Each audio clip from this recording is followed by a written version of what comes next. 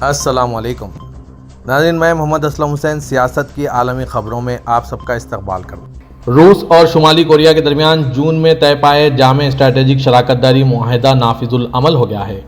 रूसी वज़ारत ख़ारजा की तरफ से जारी करदा बयान के मुताबिक रूसी नायब वज़ीर ख़ारजा एंड्रे रोडिनको और शुमाली कोरिया के नायब वज़ीर ख़ारजा किम जोंग ग्यो ने दारुलहुकूमत मॉस्को में शराकतदारी के मुआहदे के निफाज से मुतालिक प्रोटोकॉल पर दस्तखत किए। प्रोटोकॉल के मुताबिक रूस और शुमाली कोरिया के दरमियान जामे स्ट्रैटेजिक शराकतदारी का मुआहदा अमल में आया है। गुज़श्ता माह जून में रूसी सदर पुतिन के शुमाली कोरिया के दौरे के दौरान दोनों ममालिक के दरमियान एक अहम मुआहदे पर दस्तखत किए गए थे। कहा गया है कि यह मुआहदा फरीकीन में से किसी एक पर हमले की सूरत में बाहमी फौजी ताउन पर मबनी है और ये शुमाल मशरक़ी एशिया और एशिया पैसिफिक के इलाकों में नाकाबिल तक़सीम सिक्योरिटी निज़ाम के साथ कसीर खुदबी आलमी निज़ाम की तामीर में मुआविनत फराहम करेगा।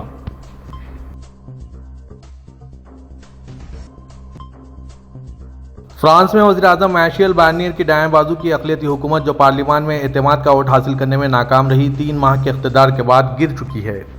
बाएं बाजू के इत्तेहाद न्यू पीपल्स फ्रंट और इंतहाई दाएं बाजू की जमात कौमी इत्तेहाद और इसके हामियों ने हुकूमत के खिलाफ मजम्मती 2 तहरीकें पेश की, जिन पर पार्लियामान के इजलास में बहस हुई। इसके बाद हुई रायदही में 331 अरकान ने बाएं बाजू के इत्तेहाद की जानिब से पेश की गई तहरीक अदम एतमाद की हिमायत की।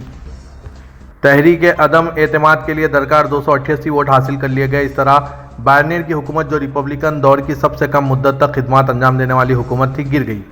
रेफरेंडम की हिमायत में रायदही के साथ साथ हुकूमत का 2025 का हेल्थ इंश्योरेंस बजट भी ऐवान ने मुस्तरद कर दिया। कौमी मीडिया रिपोर्ट्स के मुताबिक सदर इमानुएल मैक्रोन, जो सऊदी अरब में 3 रोज़ा सरकारी मुज़ाकरात के बाद वापस आए हैं, उन्होंने 24 घंटों के अंदर बार्नियर की जगह वज़ीर-ए-आज़म मुकर्रर करने की ख्वाहिश का इजहार किया। क़ब्ल अज़ वक्त आम इंतख़ाबात के तकरीबन 2 माह बाद ये उम्मीद की जा रही थी कि सितंबर में तश्कील पाने वाली बार्नियर हुकूमत मुल्क में जारी सियासी अफरा तफरी पर काबू पाने में कामयाब हो जाएगी।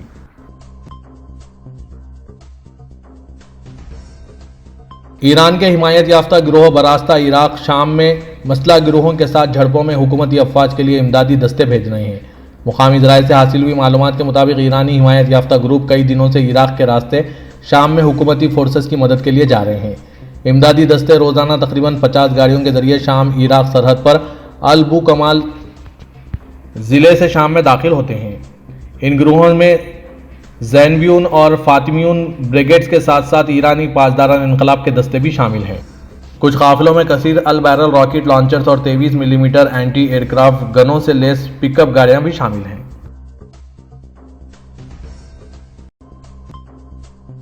चीन के सूबे ग्वांगडोइंग में गुज़श्ता रात रेलवे लाइन की तामीर का फर्श गिरने से 13 मजदूर लापता हो गए।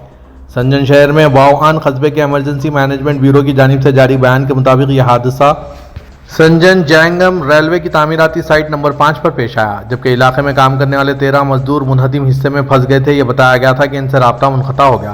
मुकामी इमरजेंसी वर्कर्स और डिजास्टर रिलीफ यूनिट्स को इलाके में भेज दिया गया है, जबकि इमदादी कार्रवाइयां अब भी जारी है। शाम में बागियों के ग्रुप ने तस्दीक की है कि इनके जंगजू हमास शहर के मगरबी और मशरक़ी मज़ाफ़ात में पहुंच गए हैं। बागी ग्रुपों ने इस बात पर जोर दिया कि शहर हमात हमारा अगला हदफ बन गया है। शामी मीडिया ने रिपोर्ट किया है कि फ़ौज हमा के शुमाली दही इलाकों में पुरतशद्दुद झड़पों में मसरूफ़ हैं। हमास शहर के मज़ाफ़ात में बागी ग्रुपों ने अल-समाकियत, कुफरहा, मुअर शहूर, महरूज और फोर्सेस का हेडक्वार्टर समझे जाने वाले बख्तरबंद स्कूल पर कब्जा कर लिया।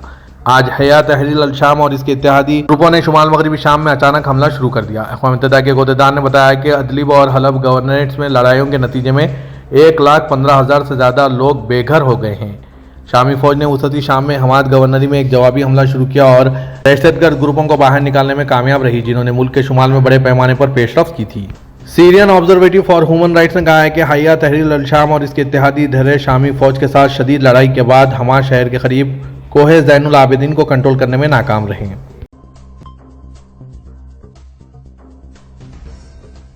इजरायली फौज ने गाजा की पट्टी के मुख्तलिफ हिस्सों में हमले जारी रखते हुए 20 फलस्तीनियों को कत्ल और मुतअद्दिद को जख्मी कर दिया है। इजरायली फौज के टैंक खान यूनुस के शुमाली हिस्सों में दाखिल हो गए, जबकि गाजा की पट्टी के दूसरे इलाकों में बमबारी की गई। मुकामी लोगों का कहना है कि खान यूनुस के इलाके में इन टैंकों ने इनखला के लिए हुक्म जारी करने के एक रोज़ बाद यलगार कहा। इजरायली फौज ने खान यूनुस के शुमाली हिस्से में की गई इस यलगार के बारे में कहा है कि इस इलाके में रॉकेट लॉन्च किए गए थे, इसलिए इस इलाके को टारगेट किया गया। इनखला के बाद खान यूनुस के शहरियों ने अपने घरों और इलाके को छोड़कर इंसानी बुनियादों पर महफूज करार दिए गए इलाके अल मवासी की तरफ नकल मकानी करना شروع کر دیا۔ غازہ کے طبی حکام کے مطابق وسطی غازہ میں 11 فلسطینی جاں بحق ہو گئے۔ ان جاں بحق ہونے والوں میں 6 بچے اور ایک طبی عملے کا رکن تھا، جبکہ 5 جان بحق ہونے والے ایک بیکری کے سامنے روٹی لینے کے لیے قطار بنا کر کھڑے تھے۔ طبی عملے کے مطابق وسطی غازہ میں اسرائیلی جنگی طیاروں نے 3 مختلف جگہوں پر بمباری کی ہے۔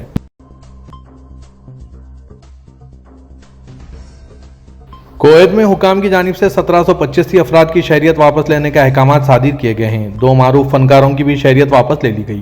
بین الاقوامی خبررساں ادارے کی رپورٹ کے مطابق کویت میں حکام کا کہنا ہے کہ گلوکارہ نوال کویتیہ اور فنکار داؤد حسین سے بھی شہریت واپس لے لی گئی۔ ان افراد کی شہریت کے حوالے سے کویتی اعلیٰ کمیٹی کی جانب سے کی گئی تحقیقات کے بعد 1758 افراد کے بارے میں رپورٹ پیش کی گئی تھی۔ انہیں جو شہریت دی گئی تھی وہ ضوابط کے مطابق نہیں تھی۔ رپورٹس کے مطابق شہریت کمیٹی کی جانب سے ان افراد کے بارے میں انتہائی باریک بینی سے تحقیقات کی جا رہی ہے جنہیں کویتی شہریت جاری کی گئی تھی۔ متعلقہ کمیٹی کی رپورٹ میں جن افراد کی شہریت واپس لینے کی سفارش کی گئی ہے، اس میں کہا گیا تھا کہ شہریت جاری کرتے وقت قانون شہریت کے نکات کو مد نظر نہیں رکھا گیا تھا، جس کے باعث وہ مطلوبہ معیار پر پورا نہیں اترے۔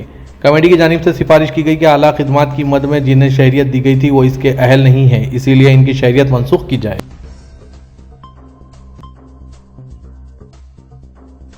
ورلڈ بینک نے خبردار کیا ہے کہ افغانستان کی معیشت معمولی بڑھوتری کے آثار ظاہر کرنے کے باوجود نمایاں چیلنجوں کا سامنا کر رہی ہے اور اس کا مستقبل غیر یقینی ہے۔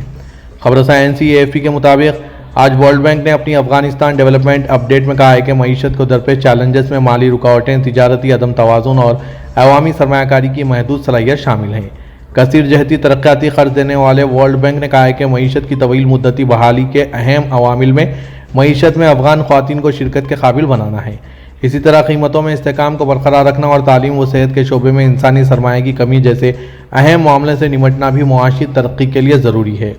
عالمی بینک نے کہا کہ افغانستان میں نجی کھپت کی وجہ سے GDP کی شرح نمو 2.5% دیکھی گئی، جس سے ماضی کے صرف 10% معاشی نقصانات کی تلافی ہوئی ہے۔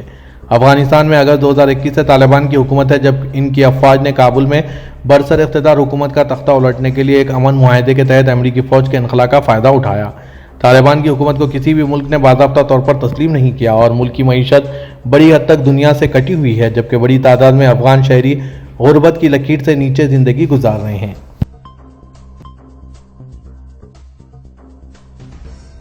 فرانسیسی صدر ایمانوئل میکرون نے فرانس کے تاجروں اور سرمایہ کاروں کو سعودی عرب میں سرمایہ کاری کا مشورہ دیتے ہوئے کہا ہے کہ سعودی عرب میں سرمایہ کاری پورے خطے کے لیے سنگ میل ہے۔ سبق ویب سائٹ کے مطابق انہوں نے فرانسیسی سرمایہ کاروں سے کہا ہے کہ سعودی عرب میں سرمایہ کاری سے تمام خلیجی ممالک کے علاوہ افریقی بلکہ پورے مشرق وسطی کے موقع سے فائدہ اٹھایا جا سکتا ہے۔ قبل ازیں سعودی فرانسی سرمایہ کاری فورم کا انعقاد ہوا، جہاں مشترکہ سرمایہ کاری اور تجارت کے تبادلے کے موقع کا جائزہ لیا گیا۔ فورم میں سعودی اور فرانسیسی سرمایہ کاروں نے شرکت کی۔ فورم کے تحت سعودی عرب اور فرانس کے درمیان توانائی، صنعت، ماحولیات، ٹرانسپورٹ اور کمیونیکیشن کے شعبوں میں متعدد معاہدے ہوئے ہیں۔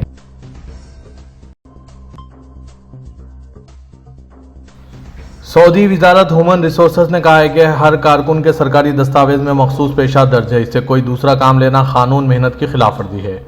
سبق ویب سائٹ وزارت نے کہا ہے کہ اگر کسی تجارتی ادارے میں کارکن سے درج شدہ پیشے کے علاوہ کوئی اور کام لیا جا رہا ہے تو اس کی اطلاع کر دی جائے۔ Social media platform X پر وزارت سے سوال کیا گیا ہے کہ بعض تجارتی ادارے سعودی شہریوں کے لیے مخصوص پیشوں پر غیر ملکیوں کو بھرتی کرتے ہیں، جبکہ غیر ملکی کارکن کے اقامے میں کوئی اور پیشہ لکھا ہوتا ہے۔ اس پر وزارت نے کہا ہے کہ کارکن سے وہی کام لینے کی پابندی ہے جو اس کے اقامے اور لیبر کارڈ میں درج ہے۔ اس کے علاوہ کوئی اور کام لینا قانونی محنت کی خلاف ورزی ہے، جس پر جرمانہ ہو سکتا ہے۔ سعودی وزیر ثقافت اور ثقافت اتھارٹی کے بورڈ آف ڈائریکٹرز کے چیئرمین شہزادہ بدر بن عبداللہ نے طائف کے گلابوں کو مقامی ثقافت سے جوڑنے پر یونیسکو کی جانب سے ثقافتی ورثے میں درج کیے جانے پر اسے مملکت کی مثالی کامیابی قرار دیا۔ اخبار 24 کے مطابق سعودی وزیر ثقافت نے مملکت کی اعلیٰ قیادت کی جانب سے سعودی ثقافت کے فروغ کے لیے مثالی تعاون کو اس کامیابی کی بنیاد قرار دیا۔ طائف کے گلابوں کی پیداوار کے سلسلے میں مملکت کے مختلف اداروں کی مشترکہ کاوش ہے، جن میں وزارت ثقافت کے ساتھ قومی کمیٹی برائے سائنس بھی شامل ہیں۔ طائف کے گلاب یہاں کی ثقافت کا مظہر ہے، جو اس علاقے کی شناخت بھی ہے۔ اس کی کاشت میں یہاں کے عوام بھی بھرپور حصہ لیتے ہیں، اس لیے یہاں کے گلابوں کو مقامی ثقافت سے جوڑا گیا۔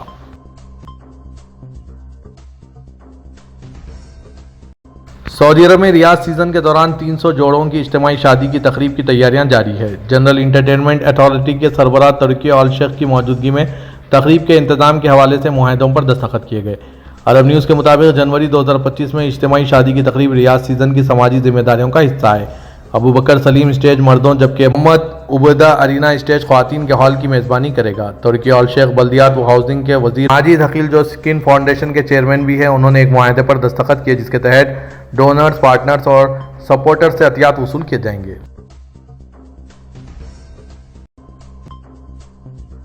سعودی عرب اور پاکستان کے مابین کسٹم امور کے حوالے سے باہمی تعاون کا معاہدہ کیا گیا۔ مملکت کی جانب سے زکوٰۃ و ٹیکس اور کسٹم اتھارٹی کے ڈپٹی گورنر انجینئر عبداللہ احمد فنتوخ جبکہ سعودی عرب میں متعین پاکستانی سفیر احمد فاروق نے معاہدے پر دستخط کیے۔ سعودی خبر رساں NCSPA کے مطابق ریاض میں ہونے والی زکوٰۃ، ٹیکس و کسٹم کانفرنس کے دوران دونوں ممالک کے درمیان معاہدے پر دستخط کیے گئے۔